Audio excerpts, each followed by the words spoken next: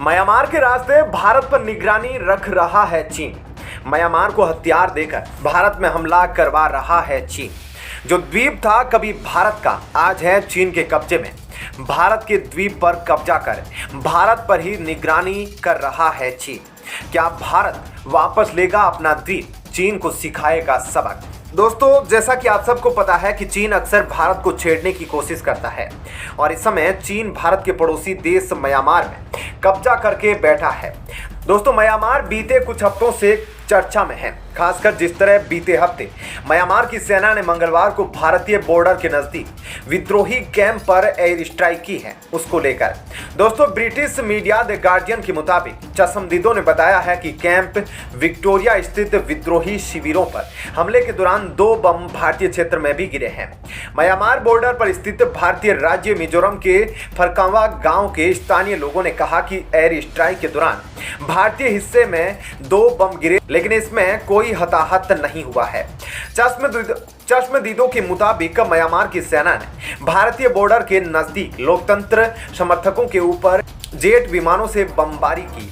इस दौरान जेट विमानों ने भारतीय क्षेत्र के अंदर कम से कम 2 बम गिराए हैं। फरवरी 2021 में म्यांमार की सेना ने तख्तापलट के बाद सत्ता पर कब्जा कर लिया था। लोकतंत्र समर्थक विद्रोहियों को कुचलने के लिए म्यांमार की सेना लोकतंत्र समर्थकों के ऊपर लगातार हमला कर रही है। रिपोर्ट के मुताबिक एक विद्रोही कमांडर ने द गार्डियन को बताया है कि इसी मिशन के तहत म्यांमार की सेना ने मंगलवार को म्यांमार के चिन राज्य में कैंप विक्टोरिया पर बमबारी की। कैंप विक्टोरिया एक सशस्त्र समूह है जो चिन नेशनल आर्मी के मुख्यालय के रूप में कार्य करता है। Camp Victoria People's Defence Force के बैनर तले म्यांमार में लोकतंत्र को बहाल करने के लिए एक अन्य विद्रोही समूहों के साथ सेना से लड़ रहा है। इसका प्रशिक्षण शिविर भारतीय राज्य मिजोरम की सीमा से कुछ किलोमीटर की दूरी पर स्थित है। दोस्तों, एक अन्य विद्रोही लड़ाके ने नाम न छापने का अनुरोध करते हुए कहा कि सेना के लड़ाकू विमानों ने मंगलवार को शिविर पर कई बम गिराए, जिससे दहशत फैल गई। विद्रोहियों ने यह भी कहा कि इस दौरान कुछ जेट टी याऊ नदी को पार कर गए। दोस्तों, मैं आपको बता दूं कि टी याऊ नदी भारत और म्यांमार के बीच सीमा के रूप में कार्य करती है। मिजोरम राज्य में स्थित फरकावन गांव के 2 स्थानीय लोगों ने भी कहा कि भारत की सीमा की तरफ 2 बम आकर गिरे, लेकिन किसी को चोट नहीं आई थी। रिपोर्ट के मुताबिक फरकावन ग्राम परिषद के अध्यक्ष रामा ने भारतीय क्षेत्र में बमबारी की पुष्टि की थी। उन्होंने कहा कि बमबारी 3 लड़ाकू विमानों और 2 हेलीकॉप्टरों से की गई है। बमबारी के कारण तियाऊ नदी के पास खड़ा एक ट्रक भी क्षतिग्रस्त हो गया। लेकिन दोस्तों, क्या आप जानते हैं कि इस समय म्यांमार में जो मिलिट्री शासन अभी चल रहा है उसको पूरी तरह से चीन का समर्थन है। चीन इस समय म्यांमार में जो सैन्य शासन के खिलाफ वहां के लोग आवाज उठा रहे हैं, उनके खिलाफ म्यांमार की सेना को तरह तरह के हथियार मुहैया करा रहा है ताकि म्यांमार में सैन्य शासन न हट सके, ताकि चीन भारत के द्वीप से लेकर भारत पर नजर रख सके। दोस्तों, कहते हैं ना कि कभी कभी इतिहास में कभी की गई गलती भविष्य में बहुत भारी पड़ती है। अब दोस्तों, भारत के साथ वही हो रहा है। दरअसल म्यांमार में सैन्य शासन को समर्थन कर चीन पर अब भारत को लेकर बड़ी प्लानिंग चल रही है। जी हां दोस्तों, अगर भारत के पूर्व प्रधानमंत्री नेहरू ने ब्रिटिश सरकार के सामने रणनीतिक समझ दिखाई होती और उनके साथ सख्ती से पेश आए होते तो भारत को आज यह दिन देखना नहीं पड़ता। दरअसल नेहरू ने दक्षिणी एशिया के सबसे प्रमुख रणनीतिक द्वीपों में से एक कोको द्वीप ब्रिटिश सरकार को गिफ्ट कर दिया था, जहां से आज चीन भारत पर पैनी नजर बनाए हुए हैं। दोस्तों, कोको द्वीप दक्षिणी एशिया के सबसे महत्वपूर्ण द्वीपों में से एक है।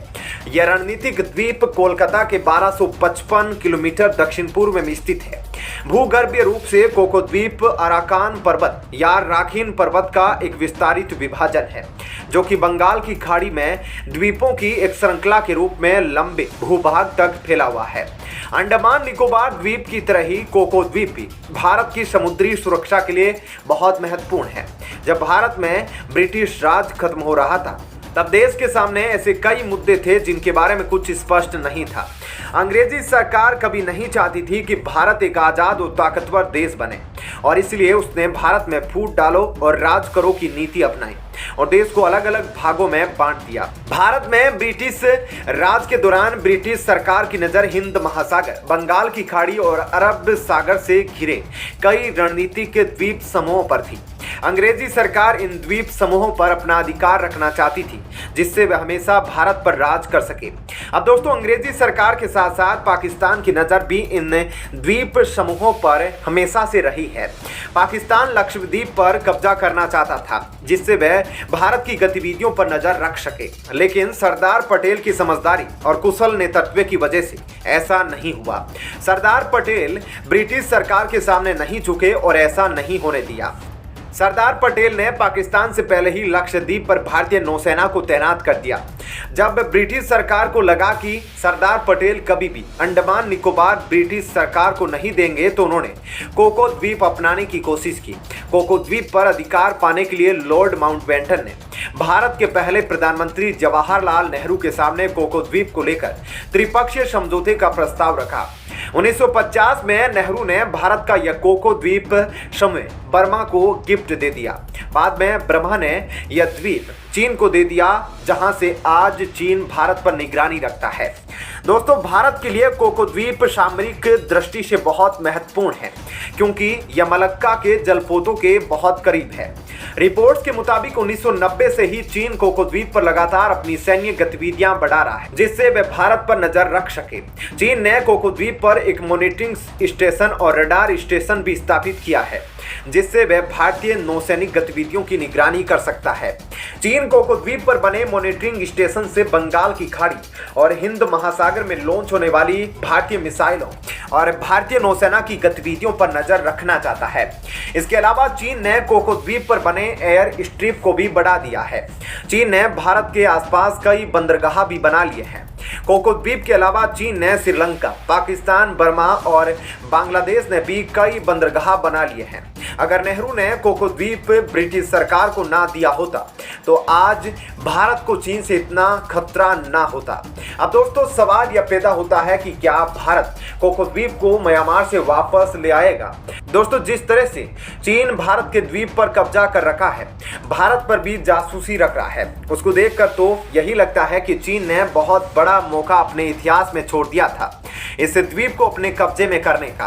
अब दोस्तों, समस्या यह है कि म्यांमार की मिलिट्री शासन में तो शायद ही ऐसा चांस हो कि भारत म्यांमार से कोको द्वीप को लेकर बात कर सके, क्योंकि म्यांमार इस समय पूरी तरह से चीन की सहायता पर निर्भर है और म्यांमार का सैन्य शासन इस समय पूरी तरह से चीन को अपना पक्का दोस्त मान चुका है। बस यूं समझ लीजिए कि म्यांमार का सैन्य शासन और उनके मिलिट्री जनरल पूरी तरह से चीन के प्यार में अंधे हो चुके हैं। लेकिन दोस्तों, भारत ने भी म्यांमार से बात चला रखी है। हालांकि हाल ही में मिजोरम म्यांमार की सीमा के नजदीक जो म्यांमार ने अपने ही लोगों पर बमबारी करी है, जिसमें भारत की सीमा पर भी कुछ बमबारी हुई है।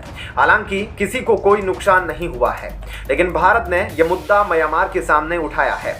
और दोस्तों, बात रही कोको द्वीप की, तो दोस्तों, जिस तरह से म्यांमार का सैन्य शासन गिरा है, उसके बाद भारत वहां की लोकतांत्रिक सरकार से कोको द्वीप को लेकर बात जरूर कर सकता है। लेकिन अभी भी भारत सरकार काफी मुद्दों को लेकर म्यांमार के सैन्य शासन के साथ बातचीत कर रही है, खासकर चीन के द्वारा म्यांमार में बढ़ती उसकी आक्रामकता को लेकर, जिस वजह से भारत की आंतरिक सुरक्षा को भी खतरा पैदा हो रहा है।